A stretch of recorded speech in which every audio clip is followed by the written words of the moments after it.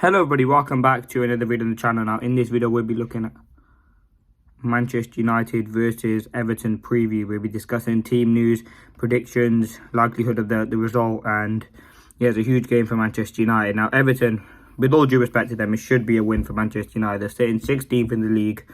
In their last five, they've lost two and drawn three. The Manchester United away record hasn't been good and should be an easy game for Manchester United. Now for us, our last 5 games, 3 wins and 2 losses. So we do go into the game on losing our last 2 Premier League games. Now this game realistically is a huge game for Everton. They need to get every win that they can in order for them to stay up. And yes, they've had that point reduction, but still they're going to be want to win this game. Now, if you want to look at the stats, I don't think Everton have won at Old Trafford in a long time now. Last time we played them, obviously Garnacho scoring that 1 goal was a huge opportunity for us to get 3 points under our belt. Now, if you look at our season in terms of top 4 place, with 6 points off Spurs with the game in hand, with a -2 goal difference. So we need to score goals, get that goal difference into positive numbers. West Ham only 2 points behind us, so if we lose and they win, yeah, they go in front of us. So we've got to be on our toes. We've got to be careful. It's a huge game for Manchester United. Now let's get into the team news as we always do. Now there was reports that Rasmus Højlund might return, but he's been out of this game. There's rumours that he might be back by the cup game next week against Liverpool. Wan-Bissaka also as well. And I think it was Maguire who's back for that game. Now for this game, Johnny Evans and Rashford are fit. There was rumours that they may be out. Rashford, yeah, is obviously back fit, and obviously young Amari Forson has picked up an injury, unfortunately, so that will be him out of the game, which does give an opportunity to another youngster, which I will talk about later on in the video. But yeah, if you look at Everton and the way that they play, or their results even, their last Premier League game now was against West Ham, and they lost 3-1. That was at home.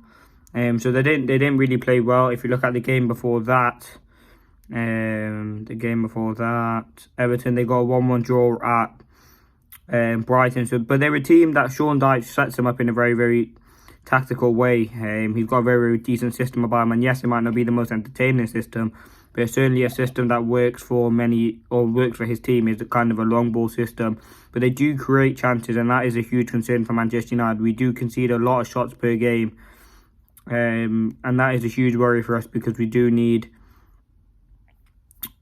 to sort that out.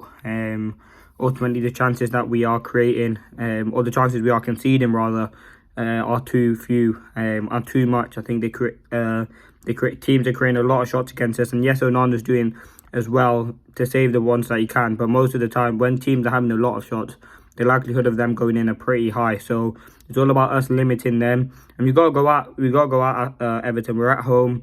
They are a team particularly defensively vulnerable on the counter attack, and we can see Manchester City did kind of find it difficult against them. They do play a low block, and sometimes Manchester United have struggled to defend, or to attack that low block, and that is a huge worry.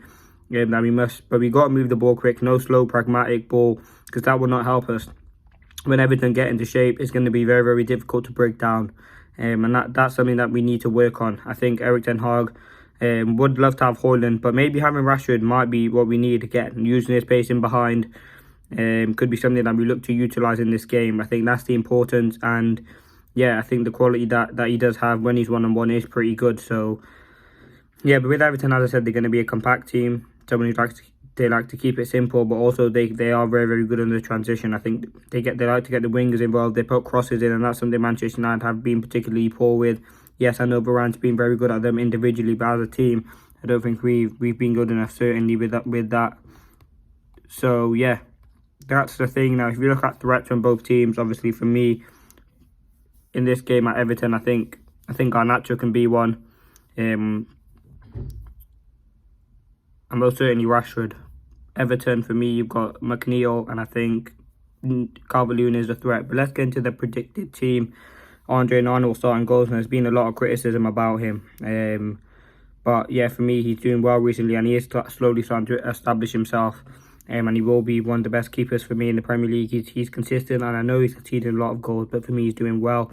Right back for me, Dalot. Obviously, Wan-Bissaka will be coming back, so that kind of may give the lower rest. He had played quite a few games on the bounce, but for me, I would have started him anyway. I think we needed attacking threat in a game against Everton.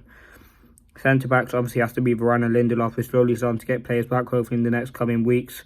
I think rumoured Martinez may be back next week, so yeah. Lindelof and Varane. Left-back has to be Amrabat for me. I think Amrabat, yes, he's been poor at poor in midfield. Well, particularly he made a mistake in that Man City game, but for me, why not just put him in? He's going to be leaving Manchester United in the summer anyway, so you might as well put him in the team. And I think he's the strongest candidate we have at left back. We don't know what's happening with Malacia, and we don't know what's happening with, well, we know Luke Shaw's certainly out. Now into midfield, I would go with Casemiro at the base, and obviously Kobbie Mainoo next to him, and Bruno. I think that midfield works really, really well, and it has done really, really well. So yeah, that's something that we need to utilise. I think the ability of that midfield, moving the ball quick. I think the ability of Kobbie Mainoo to drive. As that number 8, his job is to get into the box. As being a box-to-box midfielder, so hopefully we can utilise that. We know he's got a goal in him. He's got two good goals for Manchester United now. So for me, he could be a key player. We know what he can do.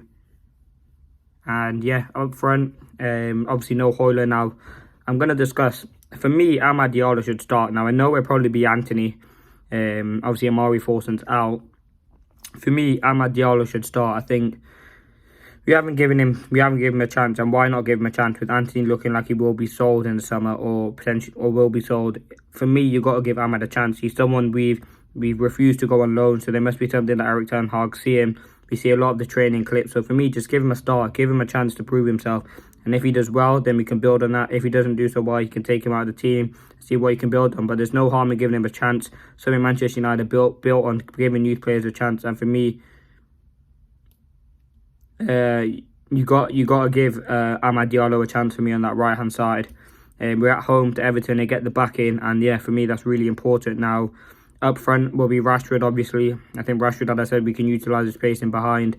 I think Branthwaite and particularly Tarkowski don't really like a quick defender. They can deal with the muscly defender, muscly striker, but with a quick agile forward, they do find it difficult. So for me, you got to use that. And on the left has to be Alejandro Garnacho. Now, we're quite thin in that striker position, or that attacking position, definitely. So the forwards have been playing quite a few consecutive games, but it's all about utilising them. And I think they have been really, really important. I think we're starting to find some goals. And hopefully Højlund can come back really, really soon and provide a boost for us. But yeah, this has been the preview for Manchester United's game against Everton. It's a huge game, and we need 3 points. There's nothing more we can say. It's a must-win game. Every game Erik ten Hag wins, it increases his likelihood of staying at Manchester United. And it's all about winning. So let me know your thoughts. Let's see if Manchester United can get a positive result. Thanks for watching. As always, leave a like if you enjoyed. As I said, comment your score predictions, because I'll be interested to see what they are. Because it is a fascinating game. But yeah, thanks for watching. Peace.